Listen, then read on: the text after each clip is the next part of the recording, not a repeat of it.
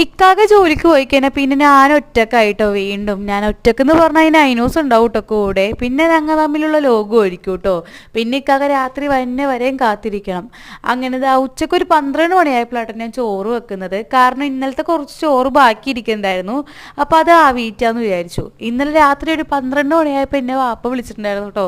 കുറച്ച് ചെമ്മീൻ കിട്ടിയിട്ടുണ്ട്, ഞാൻ കൊണ്ടുവന്ന് തരാമെന്ന് പറഞ്ഞ്, നിങ്ങൾ കിടക്കല്ലേ എന്ന് പറഞ്ഞ് കുറച്ചധികം ചെമ്മീൻ കൊണ്ടുവന്നിട്ടുണ്ടായിരുന്നു. അത് വേഗം തന്നെ ഉപ്പും കായം തേച്ച് പൊരിക്കാൻ വേണ്ടി വെച്ചിട്ടുണ്ട്. ഇന്നൊരു വെള്ളിയാഴ്ച ദിവസം കേട്ടോ, അതുകൊണ്ട് തന്നെ വേഗം അടിക്കലും തൂക്കലൊക്കെ കഴിക്കുകയാണ്. വെള്ളിയാഴ്ച ദിവസം ജുമാക്ക് മുന്നേ അടിക്കലും തൂക്കലൊക്കെ കഴിക്കണമെന്നാണ് പണ്ടുള്ളവർ പറയാറ്. അങ്ങനെ ബെഡ്ഷീറ്റ് മാറ്റുന്ന ഡേ ആട്ടോ. വെള്ളിയാഴ്ച ദിവസങ്ങളിൽ ഞാൻ ബെഡ്ഷീറ്റ് മാറ്റാറുണ്ട് കേട്ടോ.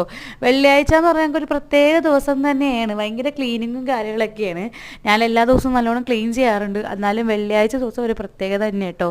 അങ്ങനെ റൂമൊക്കെ നല്ലോണം ക്ലീൻ ചെയ്തതിന് ശേഷം ബെഡ്ഷീറ്റ് വേറെ മാറ്റി വിരിക്കുന്നുണ്ട്.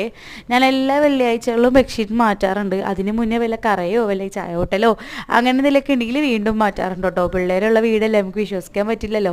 അങ്ങനെ ബെഡ്ഷീറ്റൊക്കെ മാറ്റി നല്ല റൂമൊക്കെ ക്ലീൻ ചെയ്തിട്ടിട്ട് ഞാൻ വേഗം തന്നെ പോയി കുളിച്ചിട്ടുണ്ട്. പിന്നെ ചോറ് കഴിക്കാനുള്ളൊരു പ്ലാനാണ് കേട്ടോ. ഇപ്പം തന്നെ മണി 2 ആയിട്ടുണ്ട്. ഇന്ന് കുറച്ച് നേരം വൈകി പണികളൊക്കെ കഴിയാൻ വേണ്ടിയിട്ട്. പിന്നെ ഇന്നലത്തെ സാമ്പാർ ഉണ്ടായിരുന്നു, അത് ചൂടാക്കാൻ വേണ്ടി വെച്ചിട്ട് പപ്പടം ഒന്ന് പൊരിച്ചെടുക്കുന്നുണ്ട്. രാത്രിയിലേക്കും ഉള്ളത് ഞാൻ പൊരിച്ചു വെക്കുന്നുണ്ട് കേട്ടോ. പിന്നെ വേറെ പണിയെടുക്കണ്ടല്ലോ.